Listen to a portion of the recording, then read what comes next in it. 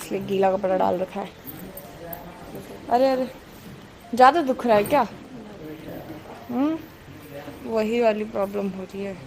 दवा गोली ले लो पहले, उसके बाद तो यहाँ पे मैं मम्मी को उनकी दवाइयाँ दे रही थी एंड बहुत सारी दवाइयाँ हैं तो वो याद नहीं रख सकती, इस वजह से उनको मैं ही देती हूँ। और ये गीला कपड़ा सिर पे इसलिए रखा है क्योंकि मम्मी के हेड में पेन हो रहा था और जलन हो रही थी, बट जो हम दवाइयाँ देंगे उससे थोड़ी देर बाद सही हो जाता है। और सबसे बेस्ट दवाई ये है कि उनका माइंड डिस्ट्रैक्ट करके रखना है, उनको एक हैप्पी एनवायरनमेंट देना है जिससे कि वो जल्दी सही हो पाएँ। तो अभी यहाँ पे भाभी खाना बना रही हैं, पापा जी के स्कूल का टाइम लगे थे, दो मैं दे के आता हूँ। सुबह तो 2 ही रोटी खाते हैं पापा जी, 4 नहीं खाएंगे, सिर्फ 2 खाएंगे। हाँ हाँ, 2 ठीक है। लाइट से ही खाना है, कोई ज़्यादा हैवी नहीं दे रहे अभी अपन। ये लो पापा जी रोटी, चटनी ले आऊँ मैं आपको? ठीक है। और अभी बुआ बनाएंगी ढोकला और वो बहुत अच्छी कुकिंग करती है सच में। अभी बनाएंगी तब मैं आपको दिखाऊंगी। क्यों आपने भी ये झूला पकड़ लिया? मम्मी भी इसी झूले पे बैठती हैं। ये सबसे कंफर्टेबल प्लेस है हमारे घर की। यहाँ पे पूरा वजन आपका ख़त्म हो जाता है, ऐसा लगता है आप हवा में हो। आ जाओ ढोकला बना दो, चलो ना, मम्मी को भी खिलाएंगे ना फिर। बस बस तुम जाओ, मैं भी आ रही हूँ। मम्मी मैं ना 2 मिनट में आ रही हूँ, ठीक है? मेरे को थोड़ा सा काम है इंस्टाग्राम का, वो करके आती हूँ। हाँ, तो अभी मैं जा रही हूँ ऊपर क्योंकि क्या है, मेरा इंस्टाग्राम का एक बहुत मोस्ट इम्पॉर्टेंट रील बनाना था मेरे को, वो मैं बना रही। यस, ऐसे ही सही हो जाएगा धीरे धीरे। अभी जो सुबह दवाइयाँ दी थी ना, उनसे थोड़ा सा आराम है, धीरे धीरे बस ऐसे ही सब कुछ सही हो जाएगा, है ना? जैसे ही आप ध्यान कम दोगी, थोड़ा कम स्ट्रेस लोगी ना, सब बेस्ट हो जाएगा बिल्कुल। ओके, ये बनके रेडी है हमारा ढोकला। वाह कितना सुंदर लग रहा है। मम्मी खुशबू अब लो, अब बिना धसकी है खुशबू। ओ मम्मी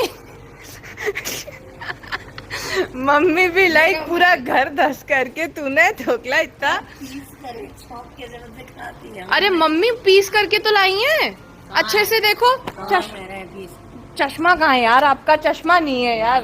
कुछ भी कर लो, इनको पसंद नहीं आएगा। आपने बहुत अच्छा बनाया है। आई लव इट बुआ, आई लव यू। मम्मी तुम क्यों परेशान कर रही हो? नहीं खा रही बेटा, ठीक ना। हाँ आप नहीं खाना, आपको अभी वैसे भी नहीं। पर मम्मी बेचारी बुआ को परेशान क्यों कर रही है? थोड़ी तारीफ कर देती उनकी यार। अरे नहीं है, नहीं है यार, मैं सच बता रही हूँ। बुआ और मम्मी ऐसे आपस में एक दूसरे को परेशान करते रहते हैं। कहते हैं पापा जी से कि मैंने तो मेरी गोली खा ली है, इसका पता नहीं, इसको देख लेना कोई। ये लो, ये लास्ट गोली है अभी दिन की, खा जाओ इनको। मम्मी कह रही है इतनी बड़ी बड़ी गोलियां दी हैं मुझे, खपती भी नहीं है। मम्मी खानी तो पड़ेगी पर यार, तभी तो सही हो गए। इन्हीं गोलियों की वजह से मम्मी के सिर का दर्द रुका हुआ है और बीपी कंट्रोल में है। तो मम्मी को दवाई वगैरह दे दी जो मेन था, एंड सब कुछ खाना पीना भी सबका हो गया है। एंड अब पता है यार, पता नहीं क्यों डे बाय डे जैसे मेरे को लगने लगा है कि मैं रिस्पॉन्सिबल हो रही हूँ, रिस्पॉन्सिबिलिटीज़ लेना सीख रही हूँ। एंड मतलब पहले पता है मुझे ऐसा लगता था, पहले मुझे बहुत ज़्यादा फ्रस्ट्रेशन होता था, बहुत गुस्सा आता था, मेरे को रोना आ जाता था बहुत ज़्यादा, क्योंकि मैं कुछ भी नहीं कर पाती कि यार मैं सोचती थी यार मैं कैसे करूँगी सारी चीज़ें मैनेज, कैसे करूँगी, मतलब सोशल मीडिया भी मैनेज करना है, स्टडीज़ भी मैनेज करना है, घर पर भी देखना है, तो मैं कैसे करूँगी। बट लेकिन धीरे धीरे अब मैं सब कुछ कर पा रही हूँ। मैंने बस एक ही चीज़ सीखी कि यार तुम थोड़ा सब्र रखो, तुम सारी चीज़ें मैनेज कर पाओगे, सब कर लोगे। अब मैं ऐसा नहीं कि मम्मी बीमार है तो सिर्फ मम्मी पे ही पूरा फोकस, मतलब मैं सारी चीज़ें देख लेती हूँ, सब कुछ कर लेती हूँ। मम्मी बीमार है, मम्मी का भी कर दिया, पापा जी को भी ध्यान देना है, ऑगी पर भी ध्यान देना है, सब लोग मम्मी पापा का भी आराम से ख्याल रख लिया, अपना सोशल मीडिया ऐप्स भी मैनेज कर लिए, अपनी स्टडीज़ भी मैनेज कर ली। मतलब अब ना धीरे धीरे मैं वो टाइम मैनेजमेंट सीख रही हूँ। और मतलब जो लोग पता है जिनके घर में 12th के स्टूडेंट्स होंगे या जो 12th में होंगे, वो ये चीज़ से रिलेट कर सकते हैं कि मतलब कितना ज़्यादा स्ट्रेस रहता है 12th में, बहुत ज़्यादा परेशान रहते हैं अपन, बहुत ज़्यादा फ्रस्ट्रेशन होता है और मतलब डर भी लगता है एक सच में बोर्ड्स का।